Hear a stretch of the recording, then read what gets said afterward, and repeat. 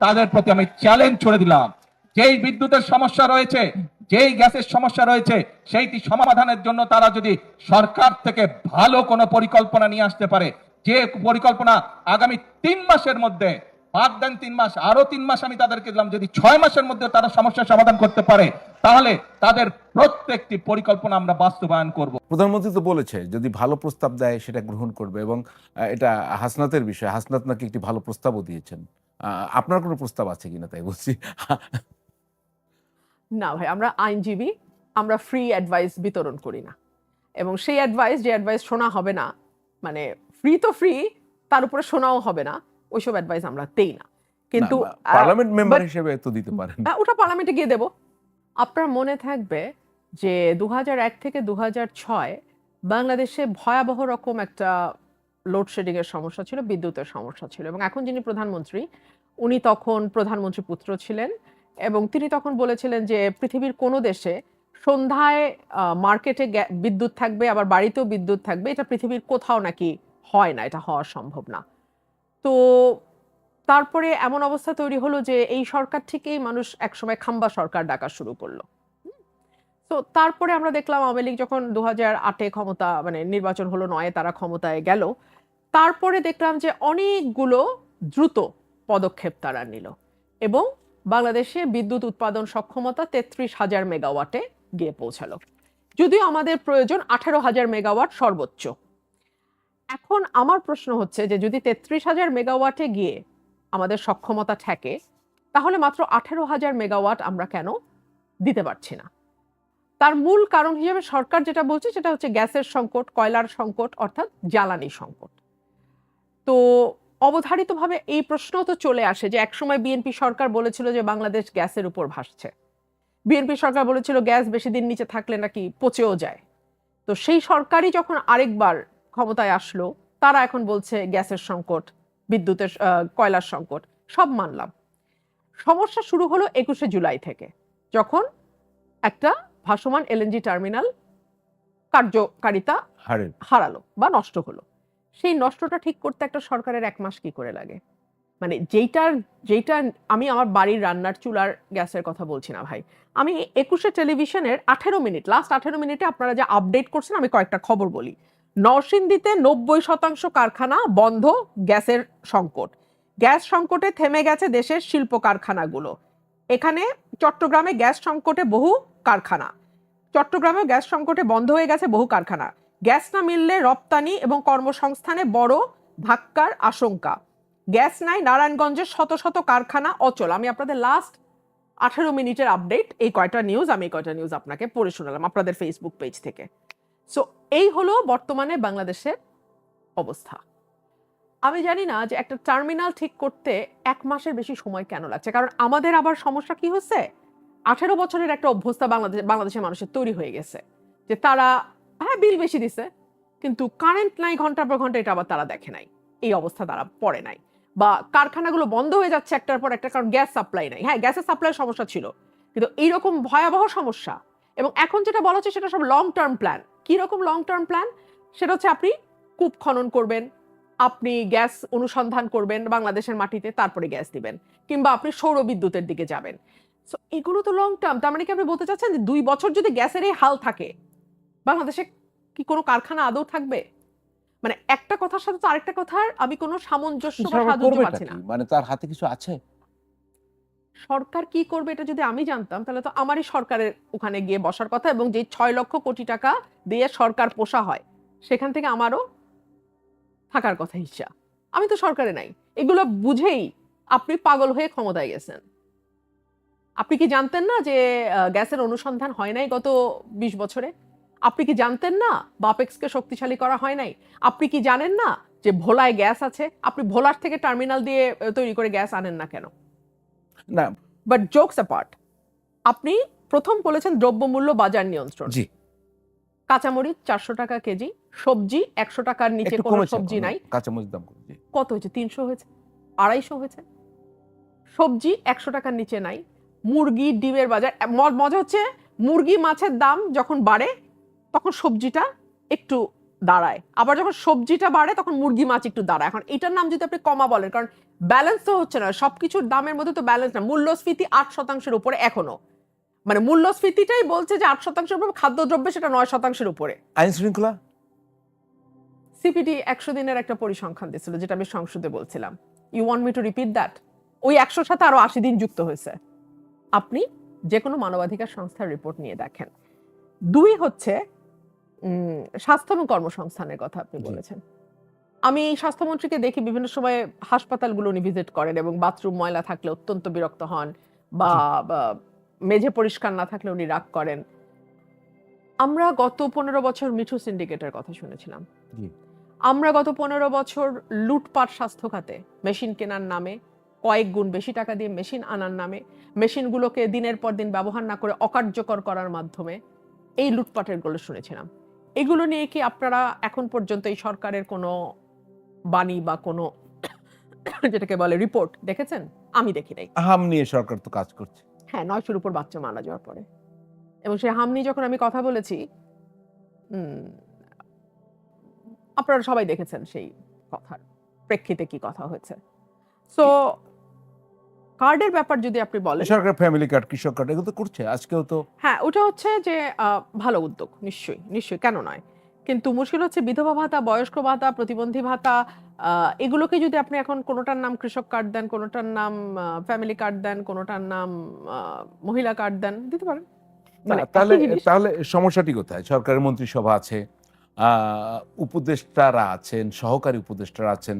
আমরা যদি সর্বশেষ বলি, রাশেদের মতো বিদগ্ধ উপদেষ্টারাও সেখানে গিয়েছেন।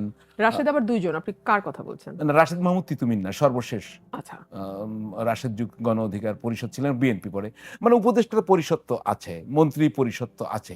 তো সরকার ওয়ার্ক করতে পারছে না কেন? আপনার অবজারভেশন আর কি, বা সাকসেসফুলি পারছে না কেন, বা ব্যর্থতা আছে কিনা? এক হচ্ছে রাষ্ট্র পরিচালনার জন্য যিনি মূল স্টিয়ারিং এ থাকেন, তাকে সব বিষয় জানতে হবে, বিষয়টা তেমন নয়। কিন্তু কাকে দিয়ে কোন বিষয়টা হবে এটা তাকে জানতে হবে, 1। 2 হচ্ছে শহীদ রাষ্ট্রপতি জিয়াউর রহমান অত্যন্ত সফল হয়েছিলেন বিকজ তিনি প্রত্যেকটা ক্ষেত্রে কে কোন ক্ষেত্রে দক্ষতা আছে, মেধা আছে, সেই ক্ষেত্রে তিনি তাকে যুক্ত করেছেন। আম, 3 হচ্ছে আমরা এর আগে যে অ্যাডভাইজার প্যানেল দেখেছিলাম ব্যাক ইন 2009, 10, 11, 12, হ্যাঁ, যে আওয়ামী লীগের শুরুর দিকটা, আপনি সেই অ্যাডভাইজার প্যানেলের সাথে এই অ্যাডভাইজার প্যানেল একটু চোখ বন্ধ করে আপনি চিন্তা করেন। আমি আমি নাম বলবো না, কারণ আমি কাউকে বড় বা ছোট করার কিছু নাই এখানে। সো দুটা আপনার কিছু না, গুগল করে দেখেন কারা তখন অ্যাডভাইজার ছিল, কারা এখন অ্যাডভাইজার। সো এই বিষয়গুলো খুব পরিষ্কার হয়ে যাবে আপনাদের কাছে। না, গুগল করে তো দেখলাম, আপনি স্পষ্ট করে বলেন। না, ওই তো, মানে এটা তো performance will speak for yourself. এখন যেই পারফরম্যান্স আপনি দেখছেন সেটার কারণ, সেটার দায়িত্ব আসলে সবাইকে নিতে হবে, এটুকুই আমি বলবো। জি, আমরা শুনবো আপনার কাছে আরো সরকার অনেক বিষয় রয়েছে। দর্শক, স্পিড নিবেদিত ফ্যাক্ট চেকে আরো একটি বিরতি নিচ্ছি, ফিরবে একটু পরেই, সঙ্গেই থাকুন।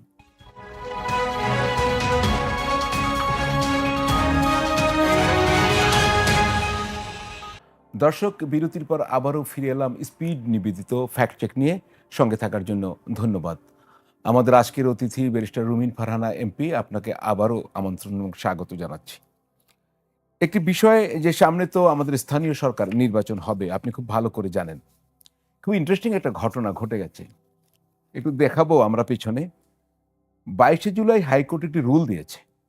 আদালত বলছে ইউনিয়ন পরিষদ চেয়ারম্যানদের শিক্ষাগত যোগ্যতা কমপক্ষে কেন স্নাতক হবে না, এই জন্য রুল নিষেধ জারি করেছে। আপনি তো আইনজীবী মানুষ, জানেনও। এবং এটা পাওয়ার পরে দুজন আইনজীবী রিটটা করেছিলেন, নির্বাচন কমিশনও বিষয়টি নিয়ে কাজ শুরু করেছে এবং স্থানীয় সরকার ব্যবস্থায় অন্যান্য প্রার্থীরও যোগ্যতা নির্ধারণ করার জন্য একটা প্রক্রিয়া শুরু হয়েছে।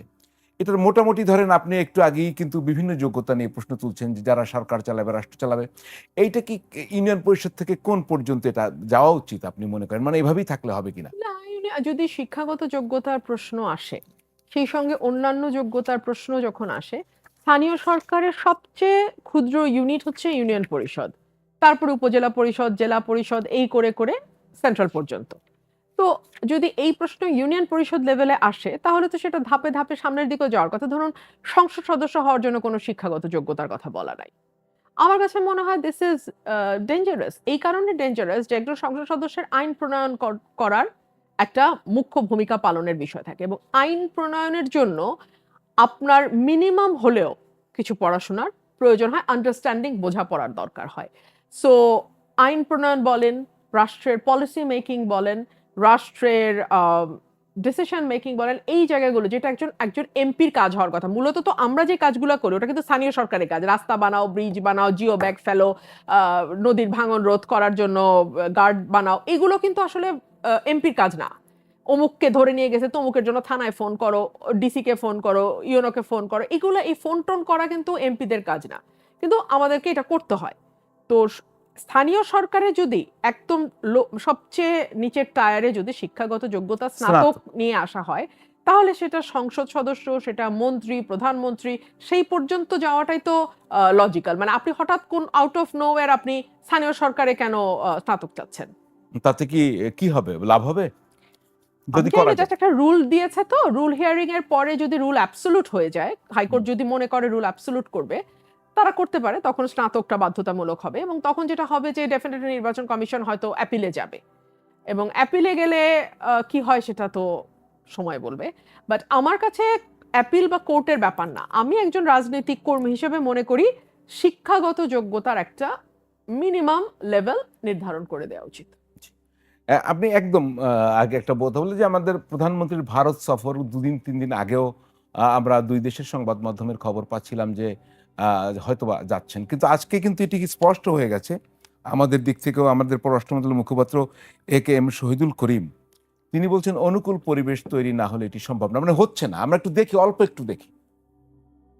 On the possibility of a budgetary visit by Honorable Prime Minister Tariq Rahman to India. We are of the view that a propitious environment needs to be created for this visit. We have requested the Indian authorities to clear. আরো দুটো শর্ত আছে এর সঙ্গে। যিনি শেখ হাসিনা যিনি ওখানে রয়েছেন, এটা একটু আগে আলাপ হচ্ছে, তাকে ফেরত দেয়া এবং উসমান হাদির মানে যারা মামলার আসামি তারা ওখানে গ্রেপ্তার হয়েছেন, এই শর্তগুলো খুব সামনে চলে আসছে। তো ওদিকে কিন্তু নাহিদ ইসলাম আবার কয়েকদিন আগে বলেছিলেন এনসিপির যে এগুলো একটা ডেট নির্ধারণ করতে হবে, যে শেখ হাসিনাকে কোন দিন ফেরত আনা হবে, এগুলো নির্ধারণ করার আগে কিন্তু যাওয়া যাবে না ভারতে। আবার আরেকজন এনসিপি নেতা বলছেন উনি যদি ভারতে যান এটি একটি জাতির প্রতি গাদ্দারি হবে। এই ভারত ইস্যুটা এখন কোন পর্যায়ে যাচ্ছে? মানে শেখ হাসিনাকে কি ফিরিয়ে আনা আদৌ সম্ভব হবে? যদি সম্ভব না হয় তো ভারতে যাওয়া হবে না। আমাদের কি আদৌ ভারতের সাথে যাওয়া যাওয়ার কোনো দরকার আছে? জি। আচ্ছা, আমি একটা বিষয় বুঝতে পারছি না। শেখ হাসিনা নিজে বলছেন উনি ডিসেম্বরে আসবেন, পারলে তার আগেই আসবেন। ভারতেও এই ব্যাপারে কিছু বলছে না। ভারত বলছে সম্ভবত যেটা বলেছে কয়েকদিন আগে, যেটা তার ইচ্ছা, ওনার ব্যাপার। সরকার আপ্রাণ চাইছে যে শেখ হাসিনাকে ফেরত আনতে, তাহলে মাঝখানে বাধাটা কোথায়? এক, উনিও আসতে চাইছেন, এনারাও আনতে চাইছেন, তাহলে বাধা কোথায়? বাধাটা কে দিল? সরকার ছায়ার সাথে যুদ্ধ করছে না? এক। দুই হচ্ছে, শেখ হাসিনার কাছে যদি ভ্যালিড পাসপোর্ট থাকলে উনি যে কোনো দিন আসতে পারে। পাসপোর্ট যদি না থাকে ট্রাভেল পাস ইস্যু করবে। সরকারকে ট্রাভেল পাস ইস্যু করছে? উনি তো বলে দিয়েছেন উনি ডিসেম্বরে আসবে, তো সরকার ট্রাভেল পাস ইস্যু করে দেখ, তাহলে তো উনি যে কোনো দিন চলে আসতে পারে। তাহলে তো আর মানে একটা সরকারের সঙ্গে যুদ্ধ ঘোষণা করার কিছু নাই, কারণ এটা একজনের ব্যক্তির ব্যাপারে কথা হচ্ছে এবং সেই ব্যক্তি নিজেও আসতে চাচ্ছেন, সরকারও নাকি তাকে আনতে চাইছে, তো হয়ে গেল, অসুবিধা তো নাই। কিন্তু ইন্ডিয়ান এক্সপ্রেস ভারতীয় পত্রিকা, একটু পত্রিকার ব্যাকগ্রাউন্ডে আমরা দেখতে চাই। ওরা আজকে একটা নতুন খবর দিয়েছে, সেখানে বলছে ভারতীয় আদালত, যে ভারতীয় আদালত সিদ্ধান্ত নেবে। এটা কি একটি নতুন মাত্রা পেল কিনা? আমি ঠিক জানি না কেন তারা এটা বলেছে। রিপোর্টটা আমি পড়া হয়নি, আমি জাস্ট হেডলাইনটা দেখেছিলাম যে ভারতের আদালত উইল ডিসাইড। বাট এটা কোর্টে কি হিসাবে গেল বা কোর্টে আদৌ কিছু আছে কিনা সেটা আমার জানা নাই। তো অনেক সময় দেখা যায় যে গভর্নমেন্ট কোর্টের কাছে একটা ওপিনিয়ন চাইতে পারে, হ্যাঁ, যে এটা সুপ্রিম কোর্ট কি মনে করে। বাট শেখ হাসিনার ইস্যুটা এত পলিটিক্যাল যে এখানে সুপ্রিম কোর্টের কাঁধে বন্দুক রাখবার প্রয়োজন আছে কিনা আমি ঠিক জানি না, এটা ভারত সরকার ভালো বুঝতে পারবে। একদম শেষ যে তাহলে বাংলাদেশ ভারত সম্পর্কটা কোন দিকে যাবে? মানে এই সম্পর্ক তো ইন্টারিম গভর্নমেন্টের সময় আমরা খুব খারাপ অবস্থায় দেখছি, আমরা এখন আরো খারাপ অবস্থায় যাবে। তো আমাদের সেই ডিপ্লোম্যাটিক জায়গাটা কিভাবে আমাদের প্রস্তুত হতে হবে? ধরেই নি ভারতের সাথে সম্পর্ক ভালো হবে না, তাহলে আমাদের কি করতে হবে? আমাদের তো এগিয়ে যেতে হবে। আমরা এই ব্যাপারে আমাদের জামাত আছে, এনসিপি আছে, তাদের সঙ্গে সরকার পরামর্শ করবে কি করা যায়। আমাদের এমপি কথা হিসেবে বলার তো আর আপনার কোনো, পরামর্শ আমি চাইতে পারি। এমপি হিসেবে তো আমার মানে বক্তব্য দেওয়ার জন্য আমি সময় পাই না, পরামর্শ আর দিব না, পরামর্শ দিতে তো লম্বা সময় লাগে, তাই না? জি, আমি তো 2 লাইনের বক্তব্য দেওয়ারই টাইম পাই না মানে কোথায়? সংসদে। তাহলে কি আওয়ামী লীগের আমলে পেতেন? না, পেতাম না, কিন্তু লড়াই টড়াই করে অন্তত স্পিকার কখনো বলতেন না যে চিফ হুইপের কাছে যান বা অমুকের ওনার হাতে যেটুকু আছে উনি ওইটুকু দেওয়ার চেষ্টা করতেন। এখন তো আমি না এখন ধরেন dilemma র মধ্যে। এখনকার পার্লামেন্টে আপনি এ পর্যন্ত যেটুকু সময় পেয়েছেন, তো আওয়ামী লীগের সময় পার্লামেন্টে কি কম্পারেটিভলি কখন আপনি বেশি সময় পেতেন, এখন না আগে? এটা মাত্র 6 মাস হয়েছে, আমি আরো কিছুদিন গেলে আমি বুঝতে পারবো। তবে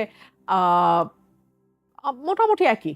তবে আমার মনে হয় আরো 6টা মাস যাক, আমার কাছে আরো ক্লিয়ার হবে। না আপনার কাছে আমার কেন জানি মনে হয় আপনি কিন্তু বলেন প্রায় আমি একদম শেষ পর্যায়ে গিয়েও শেষ করতে পারলাম না।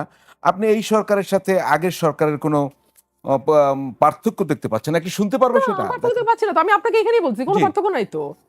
আপনি পার্থক্য পাবেন কেন? সেইটা ছিল সেন্টার লেফট টু ফার লেফটের একটা পার্লামেন্ট, এটা হচ্ছে সেন্টার রাইট টু ফার রাইটের একটা পার্লামেন্ট। ওখানেও বিরোধী দল ছিল ঘরে পোষা, এখানেও বিরোধী দল এখন পর্যন্ত ঘরে পোষা। কিন্তু তখন ওখানে যে বিরোধী দল ছিল তাদের এই লক্ষ্য ছিল না যে তারা একসময় 70 থেকে 170-এ যাবে, কিন্তু এই বিরোধী দলের লক্ষ্য হচ্ছে 70 থেকে 170, এবং যতদিন পর্যন্ত সেই ফেভারেবল কন্ডিশন না হচ্ছে ততদিন পর্যন্ত সরকারকে বড়ভাবে ডিস্টার্ব না করা, সিম্পল। জি, আপনি তো বেশ উত্তেজিত হয়েও যান মাঝে মধ্যে, কিন্তু আমার খুব ভাবতে দেখতে কষ্ট হয়। একদা বিএনপির লোক, আপনি এত বিএনপি বিরোধী কেন হলেন? মনে হয় যেন আমি আমি আমি যদি বলি ওই পার্লামেন্টে দেখতাম আমরা রুমিন ফারহানা কথা বলছে বিএনপি, এখন যদি পার্লামেন্টে দেখি এনটি বিএনপি কে কথা বলছে, রুমিন ফারহানা, একই অঙ্গে এত রূপ। আমার মনে হয় আমার রূপটা স্ট্যাটিক, আপনাদের রূপ পাল্টায় যায়। দেখুন, আপনাদের ধারণা এরকম যে কোন একটা দল যখন আপনি করবেন তখন আপনি সেই দলটার ভুল ত্রুটি সম্পর্কে একদম কথা বলতে পারবেন, এটা এক ধরনের দাসত্বমূলক মনোভাব আমাদের মধ্যে আছে। তো ওই যে আমি বললাম প্রধানমন্ত্রী গাড়ির পিছনে মন্ত্রী দৌড়াবে, বা প্রধানমন্ত্রী পার্লামেন্টের চেয়ারে বসলে হামাগুড়ি দিয়ে মাটির সাথে গিয়ে মিশে প্রধানমন্ত্রীর সাথে কথা বলবে, এটা আমি শেখ হাসিনার পার্লামেন্টেও দেখেছি, এটা আমি তারেক সাহেবের পার্লামেন্টেও দেখি। একেবারে হামাগুড়ি দিয়ে গিয়ে মন্ত্রী এমপিরা প্রধানমন্ত্রীর পা ধরে গিয়ে কথা বলে। বিনয় হতে পারে। হ্যাঁ, তো খুবই ভালো, মানে বিনয়টা আপনি আসলে কোন জায়গায় কতটুকু দেখাবেন, দুটো মানুষের মধ্যে বিনয় কোন পর্যায়ে যাবে আর আপনার সৃষ্টিকর্তার সামনের বিনয়টা কোন পর্যায়ে যাবে, দুটো যদি এক হয়ে যায় তাহলে বিপদ না? তো এনিহাও আমি আসলে আমার আমার অবস্থান একই, তখনও আমি যে অন্যায় অবিচারের বিরুদ্ধে বলেছি এবং আপনাদের পত্রিকা রিপোর্ট ঘেটেই বলেছি। আমি এমন না যে নিজে মানে একেবারে নিজের পত্রিকা বের করে সরজমিনে তদন্ত করে বলছি না, আপনাদের স্টাবলিশড নিউজ পেপারে যা বের হয় সেটার ভিত্তিতে বলছি। আজকে আমি যে রেফারেন্সগুলো দিলাম, এই যে 21 টেলিভিশন আপনার চ্যানেলে বসে আপনার চ্যানেলের রেফারেন্স দিয়ে কথা বললাম। এখন এইটা যদি এখন আপনি বলেন যে অমুকের বিপক্ষে গেল, আপনি অমুকের পর, না, আমি কারো বিপক্ষে বা কারো পক্ষে না, আমি চারপাশে যা শুনি যা দেখি আমি তাই বলি। অসংখ্য ধন্যবাদ ব্যারিস্টার রুমিন ফারহানা এমপি আমাদের